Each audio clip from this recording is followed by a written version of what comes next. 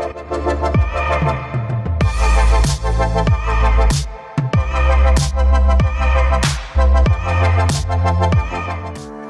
ดีค่ะ